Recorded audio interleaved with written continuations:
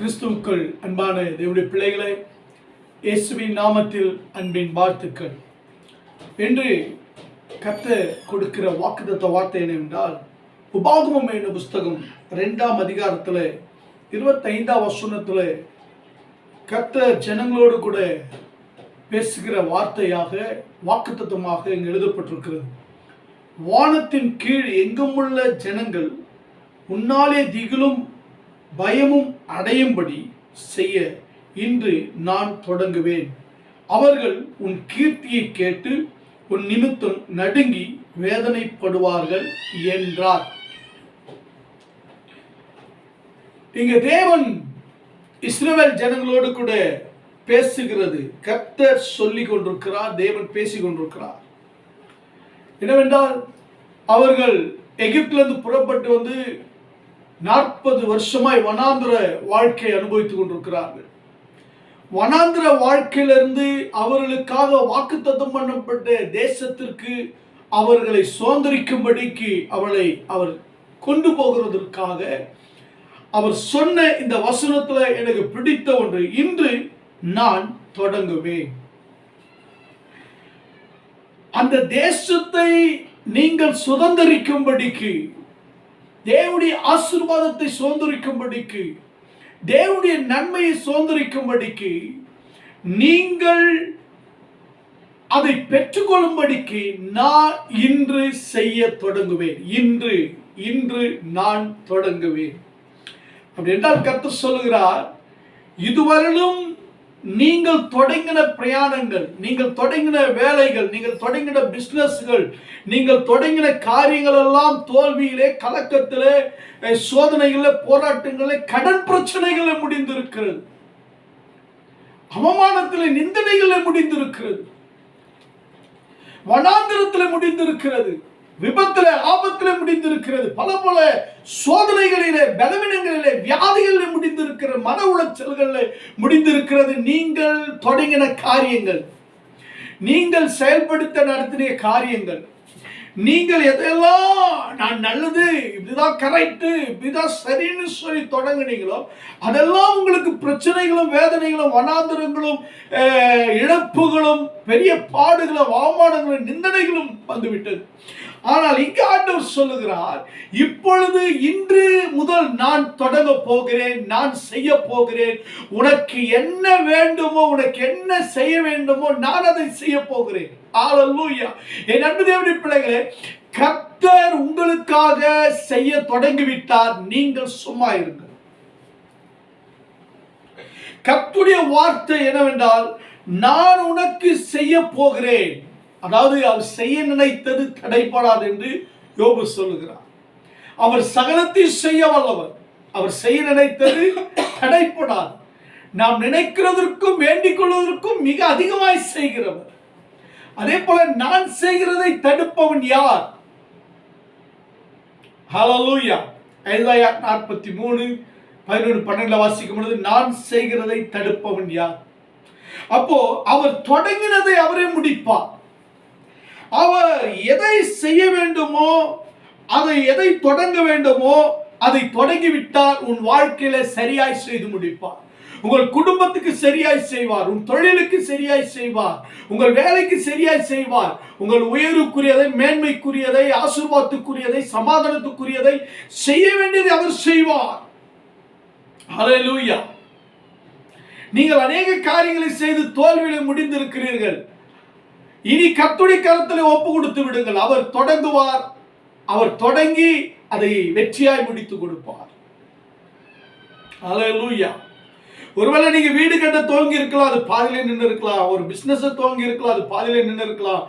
ஏதோ ஒன்று நீங்கள் துவங்கி இருக்கலாம். ஒருவேளை திருமண காரியங்கள், குழந்தைக்குரிய காரியங்கள், ஊழியத்தின் காரியங்கள், ஏதோ ஒன்று நீங்கள் தொடங்கி எல்லாம் பாதியிலே சகலாய் நின்று கொண்டு இருக்கலாம். டிப்ரெஷன்ல, குழப்பத்தில் நீங்கள் போயிருக்கலாம். ஆனால் ஆண்டவர் சொல்லுகிறார், உனக்குரியதை நான் செய்து முடிப்பேன். உன் பிரச்சனைகளுக்கு முடிவு கட்டுவார். உங்கள் வேதனைகளுக்கு முடிவு கட்டுவார். உங்கள் ப்ராப்ளத்துக்கு முடிவு கட்டுவார். அது மாத்திரமல்ல, அவர் தொடங்கினார் ஒரு புதிய மாற்றத்தை, ஒரு புதிய காரியத்தை செய்து உங்களை ஆசீர்வதிக்கவே அவர் தொடங்கி இருக்கிறார். இறங்கி வந்து விட்டார். உங்களுக்குரிய சுதந்திரத்தை நன்மை அவர் கொடுக்கும்படி இறங்கி வந்திருக்கிறார். பிரியமான தேவனுடைய பிள்ளைகளே, உங்களுக்குரிய விடுதலையை, சுகத்தை, ஆரோக்கியத்தை, அற்புதங்களை, அதிசயங்களை உங்களுக்கு கொடுக்கும்படிக்கு அவர் தொடங்கி இருக்கிறார். அவர் இறங்கி வந்து விட்டார். அதை முடித்து தீர்ப்பார். நீங்கள் கவலைப்பட வேண்டாம். உங்கள் ஜெயம் தொடங்கிவிட்டது. இனி சமாதானமா இருக்க, நன்மையா இருக்கும். உங்களுக்குரியதை கர்த்தர் கட்ட தொடங்க போகிறார். ஒரு மாற்றத்தை உண்டாக்க போகிறார். ஒரு புதிய திருப்பு முனையை உண்டாக்க போகிறார். உங்களை கொண்டு பெரிய பெரிய காரியங்களை கர்த்தர் செய்து முடிக்க போகிறார். இதுவரைக்கும் நீங்க தொடங்கி, நீங்க செய்து, உங்க பலத்துல, உங்க ஞானத்துல, உங்க அறிவுல தொடங்கி எல்லாம் சகலா இருக்கு, ப்ராப்ளத்துல முடிஞ்சிருக்கு. அது மறுபடியும் தோங்க முடியாத நிலையில இருக்கு. இப்போ கர்த்தர் அதை ஃபில் பண்ண போறார். எங்கெல்லாம் நின்றுச்சோ அந்த தடைப்பட்ட இடத்துல இருந்து, அந்த குறைபட்ட இடத்துல இருந்து, அந்த இடத்துல இருந்து தேவன் தொடங்க போகிறார். ஹல்லேலூயா. அவர் நமக்கு கொண்டு செய்து தீர்மானித்து விட்டால், அவர் நமக்கு செய்ய வேண்டும் என்று சொல்லி அவர் தீர்மானம் பண்ணிவிட்டால், அது யாரை தடுக்க முடியும்? எந்த மனிதனோ, எந்த பிசாசோ, எந்த சக்தியோ தடுக்க முடியாது. தொடங்கினவர் நிறைவேற்றி முடிப்பார். அல்லேலூயா. ஆமென். அன்பு தேவனுடைய பிள்ளைகளே, அதுதான் இஸ்ரவேல் ஜனங்களுக்கு அவர் தொடங்கினார். ஆபிரகாமை கொண்டு தொடங்கினார். ஆபிரகாமை கொண்டு வாக்குத்தத்தத்தை தொடங்கினார். ஆபிரகாமை கொண்டு அவர் விசுவாசத்தை துவங்கினார். ஆபிரகாமை கொண்டு அவர் இஸ்ரவேல் ஜனங்களுக்கு வாக்குத்தத்தத்தை கொடுக்க தொடங்கினார். ஆபிரகாமை கொண்டு சந்ததியை, சுதந்திரத்தை கொடுக்க தொடங்கினார். அவரே கடைசியில் கானான் தேசத்துக்கு கொண்டு போய் சேர்க்க முடிவாயிருந்தார். தொடங்கினவரை முடித்தார். ஹல்லேலூயா. தாவீது சொல்லுகிறார், சாலமோன் சொல்லுகிறார், வார்த்தையால் சொன்னதை கரத்தினால் நிறைவேற்றி முடித்தீர். பாருங்க, அவர் தாவீதுக்கு வார்த்தையால சொல்றாரு, அதை கரத்தினால நிறைவேற்றி முடிச்சிட்டார். அவருடைய சிங்காசனத்தை பெருக வைத்தார். தாவீதுக்கு வீட்டை கட்டினார். தாவீதுக்கு பிறகு அவருடைய மகன் சாலமோனை நிறுத்தி வைச்சார். ஆலயத்தை கட்ட விரும்பினார். அதையெல்லாம் கர்த்தர் தொடங்கினார், கர்த்தரே முடிச்சார். தாவீதுடைய லைஃப்ல கர்த்தரே துவங்கி கர்த்தரே முடிச்சார். ஆபிரகாமுடைய லைஃப்ல கர்த்தரே துவங்கி கர்த்தரே முடிச்சார். ஈசாக் லைஃப்ல கர்த்தரே துவங்கினார், கர்த்தரே முடிச்சார். யோசேப் லைஃப்ல கர்த்தரே துவங்கினார், கர்த்தரே முடித்தார். இயேசு கிறிஸ்துவின் வாழ்க்கையில சர்வ வல்லமுள்ள தேவன் தொடங்கினார். பாவத்தை, சாபத்தை, பிசாசின் கிரியைகளை எல்லாவற்றையும் முடிச்சார், வெற்றி பெற்றார். என் அன்பு தேவனுடைய பிள்ளைகளே, உங்கள் வாழ்க்கையிலும் இன்று முதல் அவர் செய்ய தொடங்க போகிறார். என்ன தெரியுமா? முதலாவது, பிரியமான பிள்ளைகளே, யோசுவா புத்தகத்திலே 3ஆம் அதிகாரத்திலே அந்த சில கர்த்தர் யோசுவாவை நோக்கி, நான் மோசேயோடு இருந்தது போல உன்னோடு கூட இருக்கிறேன் என்று இஸ்ரவேல் எல்லாரும் அறியும்படிக்கு இன்று அவர்கள் கண்களுக்கு முன்பாக உன்னை மேன்மைப்படுத்துவேன். நான் சொல்ல, உன்னை நான் மேன்மைப்படுத்துவேன், உன்னை மேன்மையா வைக்க போறேன். என்னன்னா, மோசே தான் அங்க பெரிய வல்லமை படைத்த, அற்புதங்களை செய்கிற, தேவனோடு கூட பேசுகிற ஒரு அற்புதமான மனிதராய் தேவன் அவரை மகிமையாய் வைத்திருந்தார். உண்மையுள்ள ஒரு ஊழியக்காரர். இஸ்ரவேல் ஜனங்களை சுமார் 25 லட்சம் பேரை நடத்தக்கூடிய ஒரு மேன்மையான ஞானத்தை கொடுத்து, ஆவியை கொடுத்து கர்த்தர் வைத்திருந்தார். அந்த ஸ்தானத்திற்கு இப்பொழுது மோசே விட்ட இடத்திலிருந்து இப்பொழுது யோசுவா துவங்க வேண்டும். யோசுவாவுக்கு பயமும் கலக்கமும் இருக்கிறது. ஆனால் கர்த்தர் சொல்லுகிறார், நான் உன்னை இந்த ஜனங்களுக்கு முன்பாக மேன்மைப்படுத்த தொடங்கிவிட்டேன். இந்த ஜனங்களுக்கு முன்பாக நான் உன்னோடு கூட இருப்பேன். நீ பலம் கொண்டு திடமனதாரி, திகையாதே, கலங்காதே. நீ போகிற இடம்லாம் நான் உன்னோடு கூட இருப்பேன். நான் மோசேயோடு இருந்தது போல உன்னோடு கூட இருப்பேன். உனக்கு விரோதமாய் ஒருவனும் எழும்ப முடியாது என்று சொன்னார். தொடங்கினார், ஓட்டத்தை தொடங்கினார், ஊழியத்தை தொடங்கினார். பாருங்கள், மோசே தொடங்கின ஊழியத்தை யோசுவா தொடங்கி அப்படியே அடுத்து தேசத்தை சுதந்திரிக்க தொடங்கினார்கள். ஹalleluya. யோர்தான் பிளந்தது, ராஜாக்கள் அழிக்கப்பட்டார்கள், தேசம் சுதந்திரிக்கப்பட்டது. எனக்கு தேவன் உங்களுக்காக வைத்திருக்கிற மேன்மையை கர்த்தர் நிச்சயம் உண்டாக்குவார். தேசத்தை சுதந்திரிப்பீர்கள், வாக்குத்தத்தத்தை சுதந்திரிப்பீர்கள், தேவனுடைய நன்மையை சுதந்திரிப்பீர்கள், தேவனுடைய திட்டத்தை சுதந்திரிப்பீர்கள், தேவன் உங்களுக்காக வைத்திருக்கிற எல்லா விதமான நன்மைகளை சுதந்திரிப்பீர்கள். என் அன்பு தேவனுடைய பிள்ளைகளே, தேவனுடைய வார்த்தைக்கு மாத்திரம் நீங்கள் கீழ்ப்படிந்து விட்டால் தேவன் உங்களுக்காக செய்ய தொடங்கின மேன்மையை ஒருவனும் தடுக்க முடியாது. வேதம் அப்படி சொல்லப்படுகிறது. யோர்தானை கடந்து போனார்கள். யோசுவா 4:14 சொல்லப்படும். அந்நாளிலே கர்த்தர் யோசுவாவை சகல இஸ்ரவேலின் கண்களுக்கு முன்பாக மேன்மைப்படுத்தினார். அவர்கள் மோசேக்கு பயந்திருந்தது போல அவனுக்கு அவன் உயிரோடு இருந்த நாளெல்லாம் பயந்திருந்தார்கள். மேன்மை, உங்களை குறித்து பயமும் திகிலும் கீர்த்தியும் கர்த்தர் உண்டாக்குவேன் என்று சொன்னாரே, இன்று கர்த்தர் உங்களை மேன்மைப்படுத்த போறார். எங்கெல்லாம் நீங்க பயந்துட்டு இருந்தீங்களோ, எங்கெல்லாம் கலங்கி போயிருந்தீங்களோ, எங்கெல்லாம் இது கிடைக்குமா, உண்டாகுமா, நான் வாழ்வேனா, இதை சுதந்திரிப்பேனா, இது நன்மை கிடைக்குமான்னு எங்கெல்லாம் பயந்து பிசாசை கண்டு மனிதர்களை கண்டு பயந்தீர்களோ, அந்த இடத்துல கர்த்தர் உங்களை குறித்த பயமும் திகிலும் உண்டாகும்படி செய்வார். உங்களை கீர்த்தியாக வைப்பார், புகழ்ச்சியாக வைப்பார், உங்களை மேன்மைப்படுத்தி வைப்பார். உங்கள் குடும்பமும், உங்கள் பிசினஸ், உங்க வேலையும், உங்க ஊழியங்களும், நீங்கள் செய்கிற காரியங்களையும் கர்த்தர் மேன்மைப்படுத்துவார். அந்த மேன்மைப்படுத்த வேண்டும் என்றால் நாம் செய்ய வேண்டியது ஒன்றே ஒன்றுதான். உபாகமம் 28:1 சொல்லப்பட்டிருக்கிறது, இன்று நான் உனக்கு விதிக்கிற உன் தேவனாகிய கர்த்தருடைய கட்டளையின்படி எல்லாம் செய்ய நீ கவனமாய் இருக்கும்படி அவர் சத்தத்திற்கு உண்மையாய் செவி கொடுப்பாயானால் உன் தேவனாகிய கர்த்தர் பூமியில் உள்ள சகல ஜாதிகளிலும் உன்னை மேன்மையாக வைப்பார், மேன்மைப்படுத்துவார். யோசுவாவுக்கு அதுதான் சொன்னார். என் அன்புடைய பிள்ளைகளே, யோசுவாவுக்கு அதை தான் கர்த்தர் சொன்னார். பாருங்கள் பிரியமானவருடைய பிள்ளைகளே, என் தாசனாகிய மோசே கற்பித்த நியாயப்பிரமாணத்தின்படி செய்ய கவனமாய் இருக்க மாத்திரம் மிகவும் பலம் கொண்டு திடமனதாய் நீ போக இடமெல்லாம் புத்திமானாய் நடந்து கொள்ளும்படியாக அதை விட்டு வலதுபுறம் இடதுபுறம் விலகாது இருப்பாயாக, உன் வாயை விட்டு பிரியாது இருப்பதாக. நீ நியாயப்பிரமாண புஸ்தகம் நீ எழுதியிருக்கிறவைகளின்படி எல்லாம் செய்ய கவனமாய் இருக்க இரவு பகலை தியானித்து கொண்டு இருப்பாயாக. அப்பொழுது உன் வழி வாய்க்கும், புத்திமானாய் நடந்து கொள்வாய். ஆமென். ஆம் பிரியமானவருடைய பிள்ளைகளே, கர்த்தர் உன்னை மேன்மைப்படுத்தி உன் காரியங்களை வாய்க்கும்படி செய்ய போகிறார். இன்று தொடங்கி இருக்கிறார். இன்று உங்களை மேன்மைப்படுத்துவார். உங்களுடைய காரியங்கள் எல்லாம் மேன்மை மாறப்போகிறது. வெட்கப்பட்ட அவமானப்பட்ட தலை குனிந்த இடங்களிலே உன் தலையை கர்த்தர் உங்களை உயர்த்த போகிறார். மேன்மை அடைய போகிறீர்கள். ஒன்றை செய்யுங்கள், கர்த்தருடைய வார்த்தையை கீழ்ப்படிங்கள், கர்த்தருடைய வார்த்தையை விசுவாசிங்கள், அந்த வார்த்தையை பரிசுத்த உள்ளத்தோடு தியானிங்கள், பிரியமாய் அதை முத்தமிட்டு அதை அணைத்துக் கொண்டு அதிலே ஆர்வம் காட்டுங்கள். அந்த வார்த்தையை உணர்ந்து படியுங்கள், உற்சாகத்தோடு படியுங்கள், ஆவிலே நிரம்பி வாசியுங்கள். கர்த்தருடைய அற்புத செயல்களை தியானித்து தியானித்து உங்கள் வாழ்க்கையை ஆண்டவருக்கு ஒப்புக் கொடுங்கள். ஹல்லேலூயா.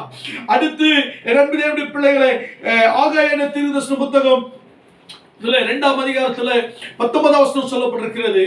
ஹல்லேலூயா. பாருங்கள், களஞ்சியத்தில் இன்னும் விதை தானியம் உண்டோ? திராட்சை செடியும் அத்திமரமும் மாதுளம் செடியும் ஒலிவ மரம் கனி கொடுக்கவில்லையே. நான் இன்று முதல் உங்களை ஆசீர்வதிப்பேன் என்று கர்த்தர் சொல்றார். இன்று முதல் நான் உங்களை ஆசீர்வதிக்க தொடங்க போகிறேன். என்ன நடக்கிறது? தரிவு ராஜாவுடைய காலத்துல முதல் எஸ்ரா செர்பாபேல் வர்றாங்க. சுமார் 16 வருஷத்துக்கு மேலே அந்த சபை அஸ்திபாரம் போட்டு அப்படி நின்றுச்சு. அவரவர் வீடுகளை கட்டி வேலைகளை செய்ய ஆரம்பிச்சுட்டாங்க. ஊழியத்தை செய்யாதபடிக்கு, சபை கட்டப்பட முடியாதபடிக்கு, தரிசனம் நிறைவேறாதபடிக்கு அங்கே தடை வந்து விட்டது. ஒரே பயமும் திகிலும் மிரட்டல்களும் வந்ததுமே எல்லாவற்றையும் நிறுத்தி போட்டு விட்டார்கள். இப்பொழுது ஆகாய் தீர்க்கதரிசி கர்த்தர் அனுப்பி பேசுகிறார். நீங்கள் சம்பாதிக்கிறீர்கள், உங்கள் வருமானங்களை நீங்கள் பொத்தலான பையில போடுகிறீர்கள். ஏனென்றால் நீங்கள் எழும்பி உங்களுடைய வாழ்க்கையை கட்டி கொண்டிருக்கிறீங்க. உங்களுடைய சுகபோகமான வாழ்க்கையை பார்க்கிறீங்க. நீங்க ஆடம்பரத்தை வாழ்ந்து கொண்டிருக்கிறீங்க. உங்களுக்காக, ஒரு பிள்ளைகளுக்காக, குடும்பத்துக்காக நீங்க வாழ்ந்துகிட்டு இருக்கிறீங்க. தேவனை விட்டுட்டீங்க. தேவனுடைய ஆலயத்தை கட்டுறதை விட்டுட்டீங்க. காணிக்க தசமா கொடுக்கறதை விட்டுட்டீங்க. எல்லாத்தையும் விட்டுட்டீங்க. உங்களுக்காகவே நீங்கள் வாழ்ந்து கொண்டிருக்கிறீங்க. உங்களை மாற்றிக்கொள்ளுங்க என்று சொல்றார். பாருங்கள், இப்படி எரேமியா தீர்க்கதரிசி அவர்களிடத்தில் பேசும் பொழுது